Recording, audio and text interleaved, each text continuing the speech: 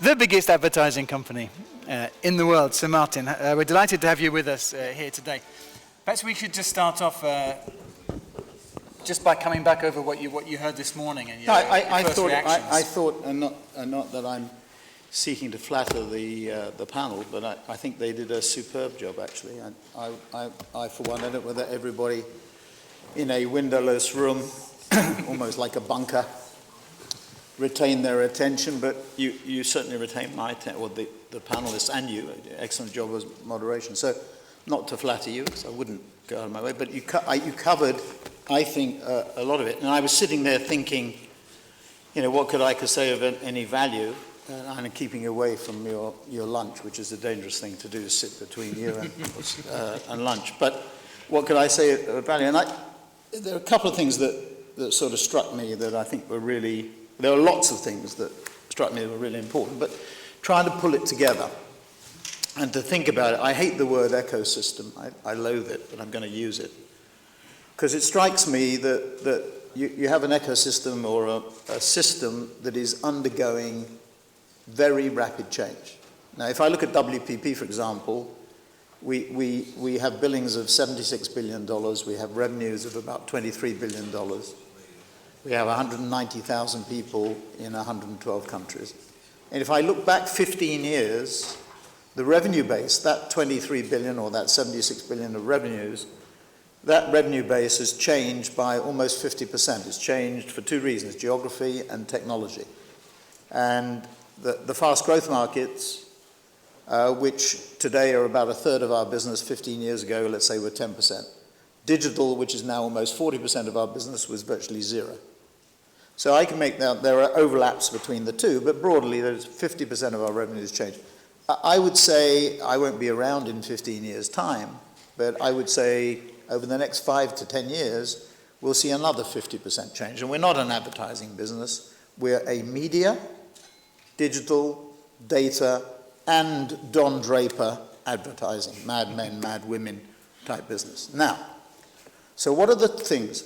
And the word change kept on coming up, the word transparency kept on coming up. To my mind, and forgive me for being aggressive about it, but I think it's really, really important. The world is changing. This is just motherhood and apple pie. It's changing very rapidly. And there were elements of that discussion which embraced that rapid change, and there were elements that didn't. Let me just sort of go through the various parts of the ecosystem very quickly, and I won't cover all of them, but let's sum them.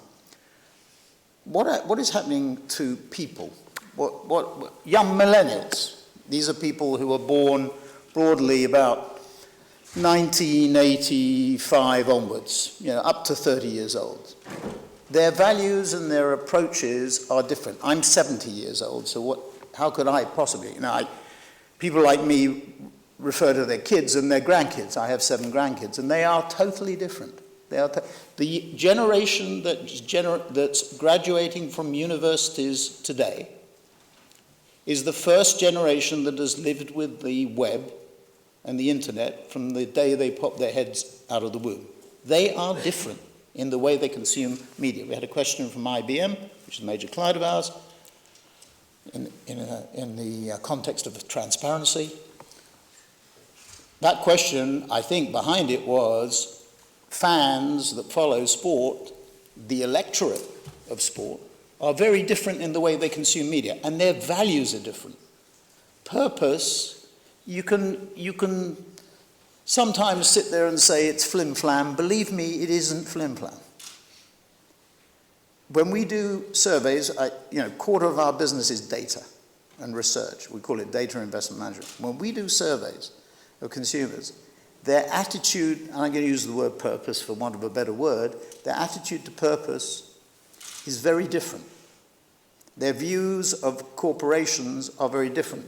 Their trust barometer is very low in relation to business, not just business, government, and other communities as well, but their trust barometer is very low. They want to see companies build their businesses for reasons other than profit.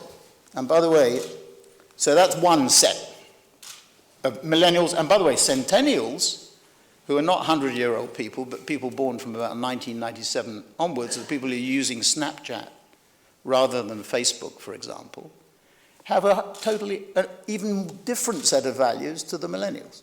But it is very purpose-driven. So you have that lot. Sponsors. Now, there was some companies. There was some discussion about, that sponsors are slow to adapt or are adapting. Wrong way round. Sponsors are worried about purpose too. There is not a company that we deal with, that we represent or work with, or we don't represent or work with, who does not put purpose or doing good, I'm going to just simplify it, at the heart of what they do. Now, there are some companies that focus on the short term and don't, but most companies, all companies I would argue, focus on the long term. John Brown, who ran BP, said in 1997 at the Stanford Business School, he simplified it. He said, doing good is good business. That is exactly right, and he qualified it by saying, as long as you're in business for the long term.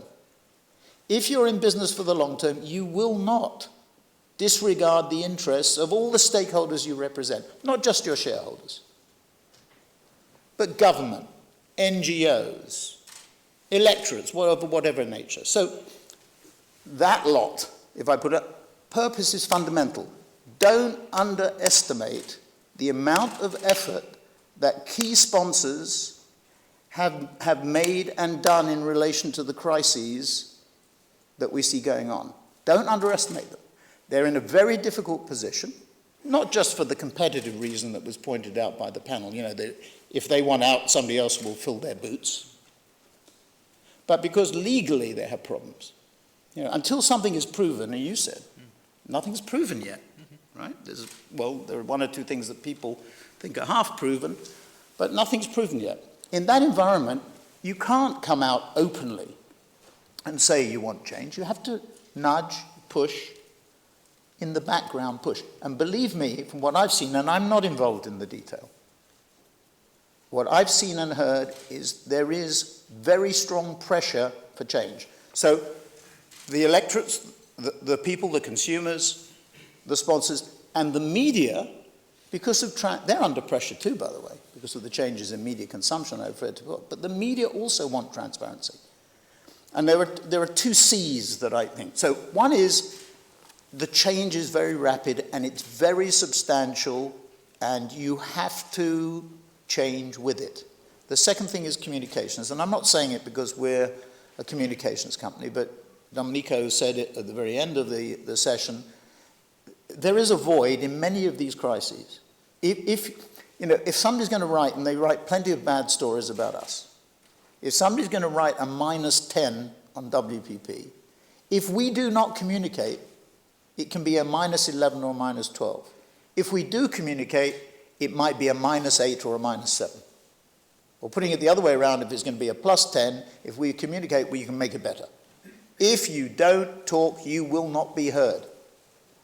And there was a lovely little sort of thing in the panel, sort of moment, I think it was something about sport being sort of out of the mainstream.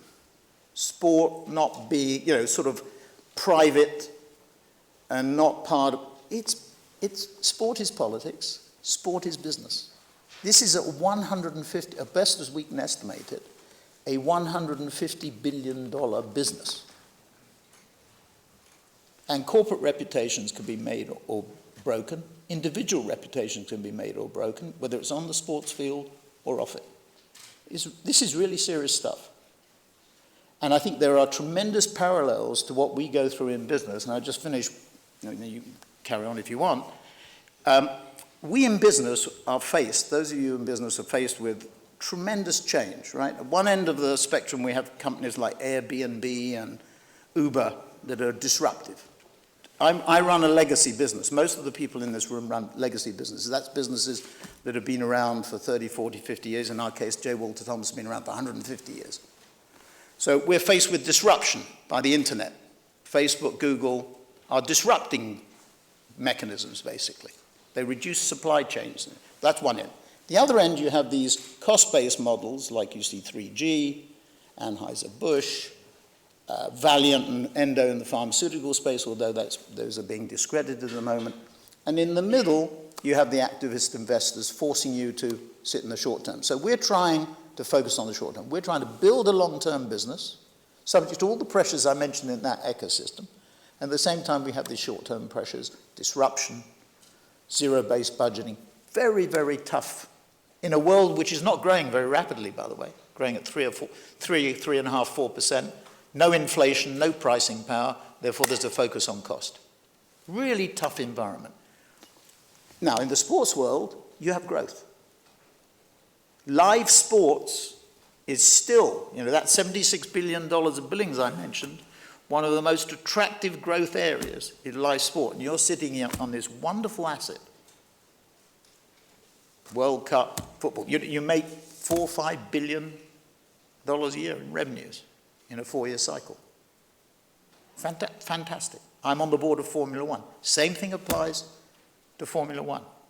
Actually, it's about $1.5, $1.6, $1.7 billion a year that Formula One generates.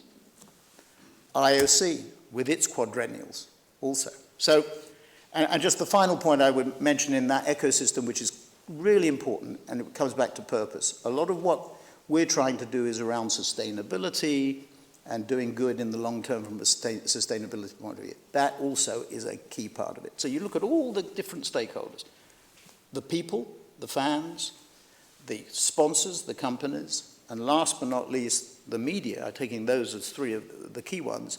They're all interested, I think, in long-term development and therefore transparency in the form of understanding change and communicating effectively is really important. The situation we're in today, for example, let's stick to football and FIFA, seeing as we're here. If a young company comes in and asks you for advice tomorrow and says, we're wondering, should we get involved with FIFA, the World Cup and everything? Is that something that's going to be good or bad for our image and everything? Right now, what would your advice be? Well, I think, and I'm not saying it just because I happen to be here, I think it's a fantastic opportunity. All threats, all what appear to be burning platforms. People who run companies love burning platforms, particularly people who come in from the outside or are newly promoted, because that's the way you get change. What do you mean by a burning platform? I mean by crisis, and this is a crisis, right? I mean, you can't say it's anything else but that. Whether people fully understand the crisis or not is another case. And, there are lots of other things going on in the world beyond FIFA, which are even more important and are even more critical, and some that are very similar in sports areas and the like, which are similar crises. So having a situation where everybody understands, all the constituencies understand that there is a need for change is critically important. If a company is in a crisis, one of the biggest problems, and I've been running WPP or trying to for 30 years, started from zero. And we've had 3 crises in the sense of 3 cycles. The first was in 91-2, which was almost life-threatening. The second was in 2001-2, which was the internet bubble, and the other one was, which was referred to on the panel, 2008-9, the Lehman crisis. Having that crisis was terrible, it was tough, but everybody understood that we were going through those 3 crises, and everybody, all hands to the pump. And we went through great change, particularly in 91-2, which was probably the most serious of the 3. And we went through it, and we changed the way we did things. And, I think running a business, Andy Grove was right, Intel. He said, you always have to be paranoid. And I think the world is such that even if you think you have a monopoly, you don't. That's the danger. F1, FIFA. Now, I just go back a minute. We got involved with the IOC when the IOC was going through, and we've been involved with the IOC for many, many years. And we first got involved with Juan Antonio Samaranch when he was summoned before Congress.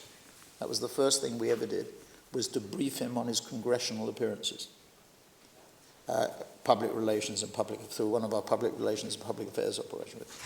The IOC did change. The IC was going through a very, very difficult, and actually, interestingly, change in a way internally. It didn't rest on people coming from the outside. So there are some parallels for this, but the burning platform is really important, I think. And if you don't have a burning platform, a lot of executives running companies going through crisis try to create one. They try and overestimate, get people internally to overestimate the scale of the crisis. Because that's turkeys don't vote for Christmas, is the best way of putting it. Okay? Turkeys don't vote for Christmas. You were on the advisory board for England's 2018 World Cup bid. Yes, I was. Which is a bad memory for all of us back home. Yeah, very bad. But did you feel at that time, did you have any indication that Well, I'm going to get myself into deep doo-doo. I may have got myself into doo-doo by what I've said previously, but let me even deeper. I don't think we handled that bid. I'm talking about from an English perspective, very well. I don't think we were well enough organized. I was involved in it, but I wasn't deeply involved in it. I was sort of, not peripherally, but somewhere between peripherally and deeply. And what I saw organizationally was not great. And I can regale you with stories, not apocryphal ones, but real stories. But my view, I mean, if I compared that to when Seb Coe came in and took over now remember, we were in trouble.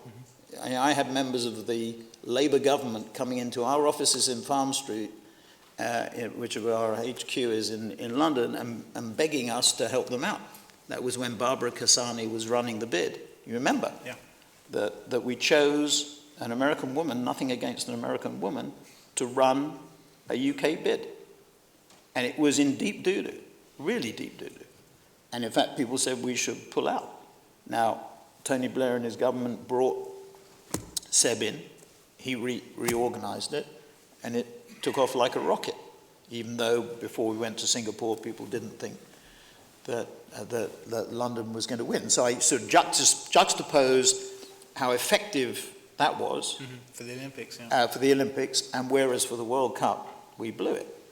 And there is one quite amusing story, and I know that we're on the record, but I will say this because it was quite amusing. We were all briefed when the bid was launched, not to say football is coming home. Right? The worst thing that we could say, it was viewed that the British, and it was referred to by in the psychiatric analysis at the beginning that that football started in the UK. That was the worst thing that we should do. And we all trooped off to Wembley. You may remember this, to the Wembley Stadium. It was on a Monday, early on a Monday, and David Beckham was the kick-off for it. He introduced this was the launch of the bid, and Gordon Brown was the Prime Minister, and he was going to do the speech. And the speech was drafted for Gordon. It was sent to him, I think, on Friday night, which was a very dangerous thing to do because apparently Gordon loved to change speeches. And on Monday morning, we're all sitting here. So it's like you're sitting here and I'm sitting in the front row next to, I think it was Tessa Jowell or somebody. And we're looking, and there's a teleprompt with the speech. And Gordon starts his speech. And he starts to say words that have no relationship to what's on the teleprompt. So after about 15, 20 seconds, the guy who's running the teleprompt stops it. And about 3 paragraphs in, what is it that Gordon Brown says? Something about coming home? Football's coming home. Now, I just mentioned that as an example, because that's an example, in my view, of how badly we got it wrong, irrespective of whether other people think there were biases involved, history involved, or whatever it is. And I'm not going to comment on that. It just wasn't well organized. And the breaches, again, digging a deeper hole, the breaches between the Football Association and the Football League were there to see. You can't have, everybody knows, you have a goal, the team has to be united in achieving that goal. Wasn't a united team. So you wouldn't support because there's some people back home in England asking that we should ask for compensation, having not. Well, that's also a very difficult question to answer. But I would argue, look, if we pitch business all the time, we know when we've done a good job and when we've done a bad job. If we've done a good job and failed for an unfair reason, in fact, there's a situation at the moment where I'm effectively appealing because I think it was an unfair decision. And I'm not appealing for compensation, but appealing against the decision and going through a formal process to do that. I don't think, using the analogy, that we made the best pitch. Mm-hmm. We were told as a committee that we were going to get 7 or 8 votes in the first round of voting. We got 2, of which 1 was an English vote. We hope. We don't know, because it's not transparent, the election. But coming back to the construct thing, it's about change and it's about communications, I think. Final question from me before I allow the floor to question you. You were born on St. Valentine's Day. Yes. Yeah. So I wonder God's biggest mistake. So I wonder if you have a romantic vision for the future of the credibility of sport from your point of view or not? Well, live sport, live events are critically important. And despite the rise of the internet, despite the rise of alternative screen viewing, PVRs, ad blockers, all the opportunities or threats to the industry, live sport, just look at the prices that are being paid for sports rights. We have a 20% interest in Media Pro in Spain, based in Spain, which has the rights to La Liga. Yes, Classico, Saturday, Real Madrid, Barcelona. Yeah. And so that's an example. So we're really vitally interested, directly and indirectly, and then through our various content assets that we have, we have big sports practices in one way or another. I won't bore you with the details. But to my mind, it is a magnificent opportunity. So my romantic notion is not romantic. This is not fanciful.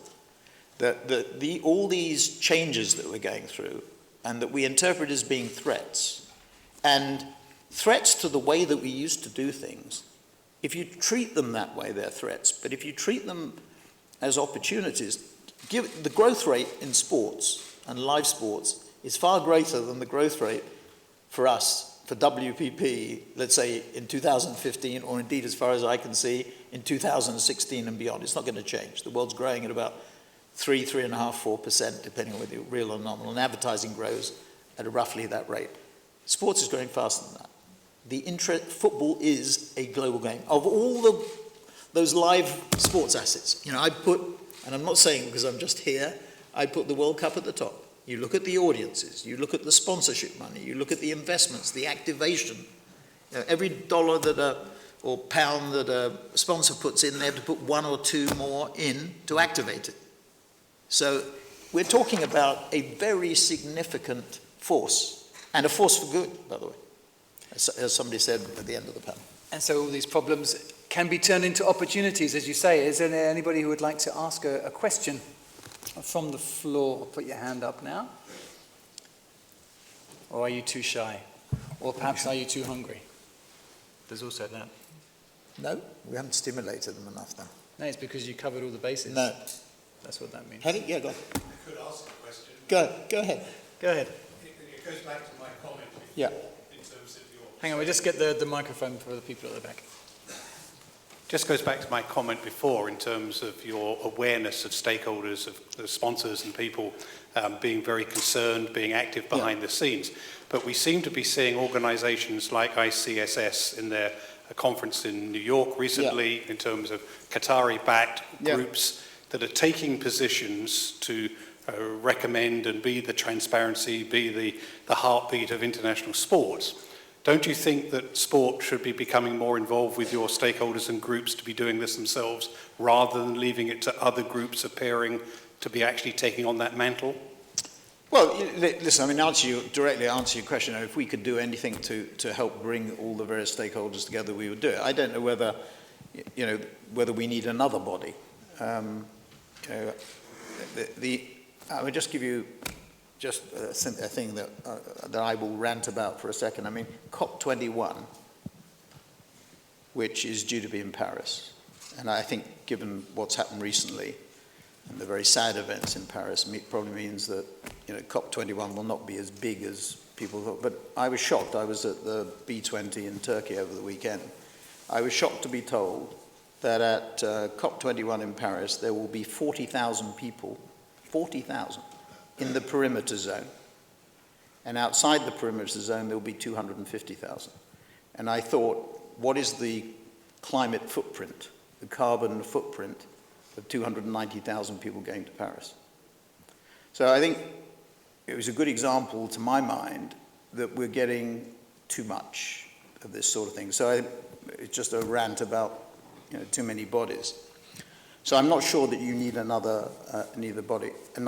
I think what you need fundamentally, for example, within the context of FIFA, is change being implemented.